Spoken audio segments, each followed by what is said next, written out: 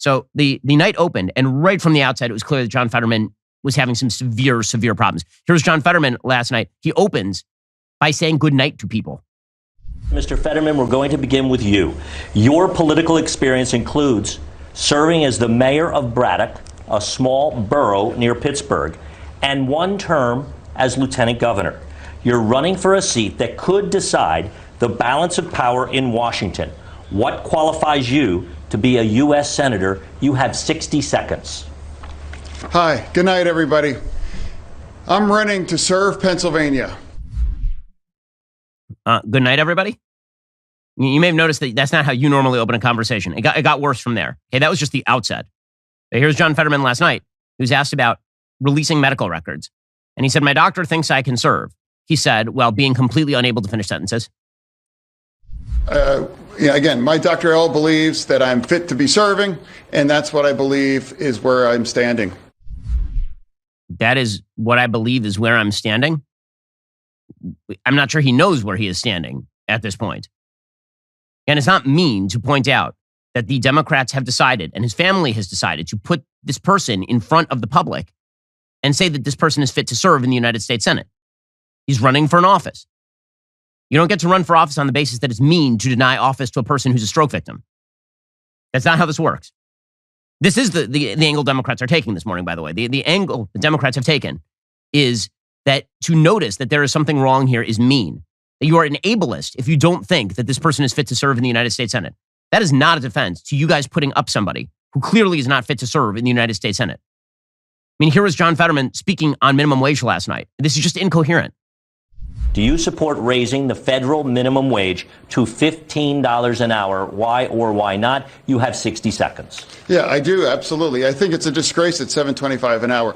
And how can a man, with 10 gigantic mansions, has unwilling to talk about a willing wage for anybody? Imagine a single mom with 2 children, trying to raise with them, realizing making $31,000 a year, $15 an hour. I believe every work has dignity, and every paycheck must have dignity in it as well. True, I've always supported a living wage. What in the world? I mean, it's embarrassing. It is. I mean, not for him, but for his entire team. And you got to look at this guy as a victim of his team for putting him out there. That was not in English.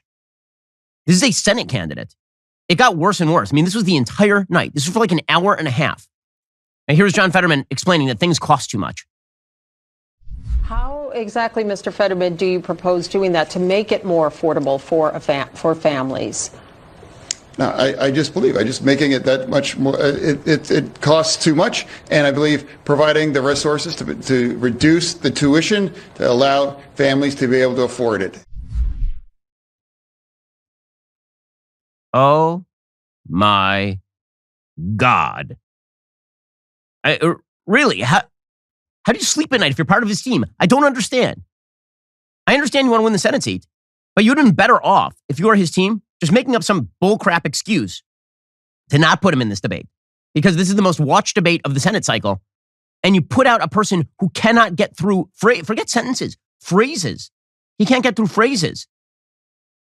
And of course, that's an issue. We'll get to more of this in a second. First, in 2020, there were over 1,000 significant online data breaches in the United States. They left almost 156 million people's records exposed. That includes sensitive information related to your kids. Now, you wouldn't let your kids walk home from school without telling them not to talk to strangers or get into any free candy vans, but you let them go online every day without a VPN? That is not a smart thing to do. It allows other people to track what your kids are doing online. To protect your family's privacy when they go online, you have to use ExpressVPN.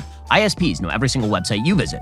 ISPs can then sell that information to ad companies and tech giants who use that data to target you. Do you really want all those advertisers knowing who's in your household? Or do you want hackers targeting your kids? ExpressVPN protects your privacy without slowing your connection, no matter how many users are in your household. Unlike other VPNs, you're not even going to realize you have it on. It doesn't slow your internet connection. ExpressVPN, it's super easy to use. So all you have to do, you open your phone and then you scroll on over to the actual app.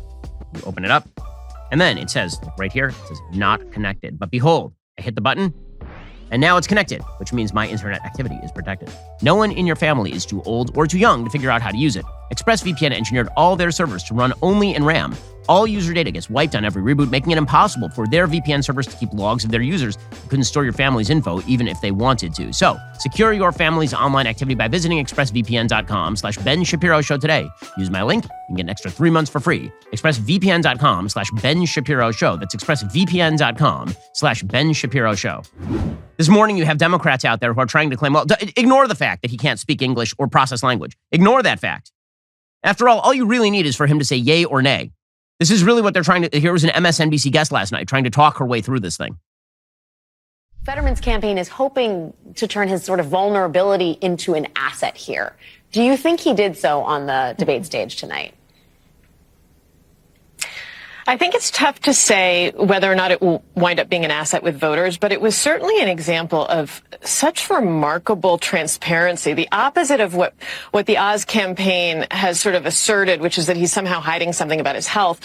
I mean, showing up for an hour debate, and it was, as he said, starting out, he said he was going to talk about the elephant in the room. You played the clip. He said, I'm going to miss words. And you could tell, I wrote in my story about how in my interview with him, there was a moment where he became frustrated and stressed out, and it made some of his communicative problems worse.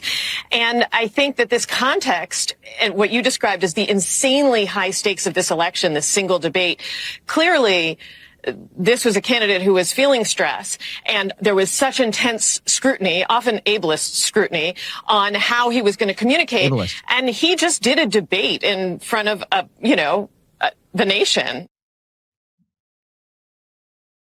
That's your defense. He was radically transparent. He won't release any of his medical records. He's radically transparent. Was he? Interesting. So your defense is, we're so proud of Timmy. I mean, this is, honestly, you want to talk about ableist?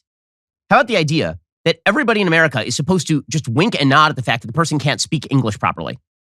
Like, how about that? That's not ableist. That's a qualification. That is a qualification for office. This is the equivalent of you're applying to be a firefighter, and you show up, and it turns out that tragically, the week before, a tree fell on you and handicapped you, and you show up, and people are like, look at the bravery of this man who's auditioning to be a firefighter, who's applying to be a firefighter. Sure, he's incapable of carrying out the job. Sure, he's not going to be able to, roll his way up those stairs and carry out another human being who's unconscious thanks to smoke inhalation. But isn't Timmy brave? Like, no, this is not how this works. This is an application to be in the United States. And it's not ableist to say that you should be able to process language. My God, I know our standards for high office have fallen. I mean, the president of the United States is no longer alive. But have they fallen so far that it is now considered an act of bigotry to demand that your Senate candidates be able to speak the English language and understand the English language?